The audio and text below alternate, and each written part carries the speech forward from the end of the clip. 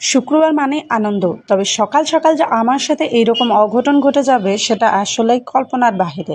সবার মতো আমিও সকালটাকে অনেক সুন্দর মতো শুরু করতে চেয়েছি, তবে বাধা খেয়ে গিয়েছে। যাই হোক, আল্লাহর রহমতে আল্লাহ চাইলে সব কিছুই সম্ভব। তো আমার সাথে কি কি সমস্যা হয়েছে বা আমি সকালবেলা উঠেই কি প্রবলেমে পড়ছি সেটা আমি তোমার সাথে এখনই শেয়ার করব।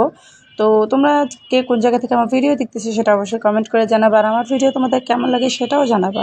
কষ্ট করে চাইলে তুমি আমার পেজটা ফলো করে দিতে পারো, যাতে নেক্সট টাইম ভিডিও আপলোড করার সাথে সাথে তোমার কাছে নোটিফিকেশান চলে যায়।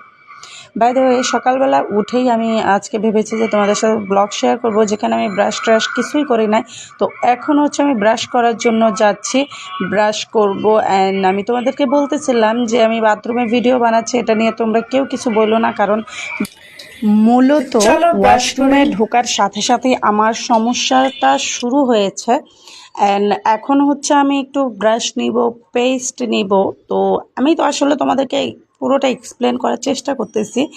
যখনই আমি ব্রাশ করা স্টার্ট করছি অ্যান্ড ব্রাশ প্রায় শেষের দিকে, তখন আমার হাজব্যান্ড আমাকে ফোন দিয়ে বলল, মাহি নিচে ব্যাগ ফেলো। তো আমি তো ভয় পেয়ে গেছি, মানে ও তো অফিসের জন্য বের হয়েছিল, তো হঠাৎ কেন ব্যাগ চাইতেছে এইটা চিন্তা করে আসলে আমি ভয় পেয়ে গিয়েছিলাম। তো নিচে তাকানোর পর দেখি আমার হাজব্যান্ড আমার জন্য নাস্তা এগুলো নিচ্ছে, কারণ আজকে ঘুম থেকে উঠতে লেট হয়ে গেছে, নাস্তা বানাতে পারিনি।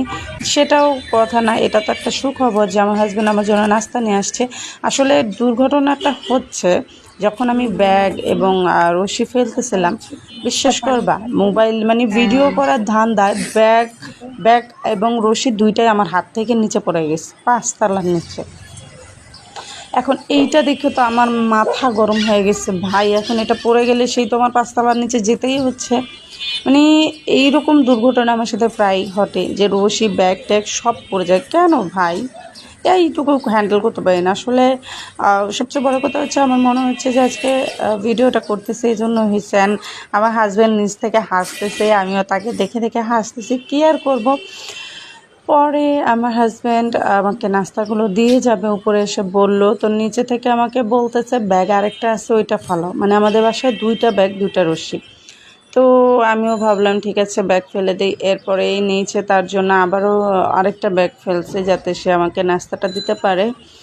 আর এই তো তার নাস্তা দিতে দিতে আমি তোমাদেরকে বাইরের ওয়েদার দেখাচ্ছি। আজকের ওয়েদার মাশাআল্লাহ অনেক সুন্দর, অনেক সুন্দর রোদ করেছে। তবে অন্যান্য দিন যেমন একটু ঠান্ডা ঠান্ডা থাকে, আজকে কিন্তু ঠান্ডা ঠান্ডা নেই ভাই, প্রচুর গরম, প্রচুর গরম, প্রচুর গরম। হ্যাঁ, এই তো দেখতেই পাচ্ছ আমার গ্যাসগুলোর অবস্থাও খুব বেশি ভালো না। আর আমার হাজব্যান্ড ব্যাগে নাস্তা ঢুকাই দিচ্ছে, এখন আমি হচ্ছে বাড়িতে এনে নাস্তা খাবো। সো তোমাদের থেকে বিদায় নিচ্ছি। আসলে এরকম ছোটোখাটো দুর্ঘটনা আমার সাথে প্রায়ই ঘটে, তাই আমি অভ্যস্ত হয়ে গেছি।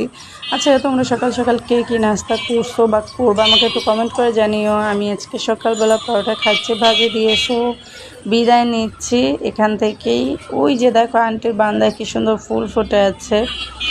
আসলে তেমনভাবে আমি আসলে এখন ভিডিও করতে পারছি না, কারণ আমার হাজব্যান্ড খাবার দিচ্ছে, এখন আমি খাবার খাবো। সো বাই বাই, টাটা, তোমাদের থেকে বিদায় নিচ্ছি। এই শোনো, কষ্ট করে পেজটা একটু ফলো করে দিও, লাইক কমেন্ট শেয়ার করে পাশেই থাকবে। আল্লাহ হাফেজ, আসসালামু আলাইকুম।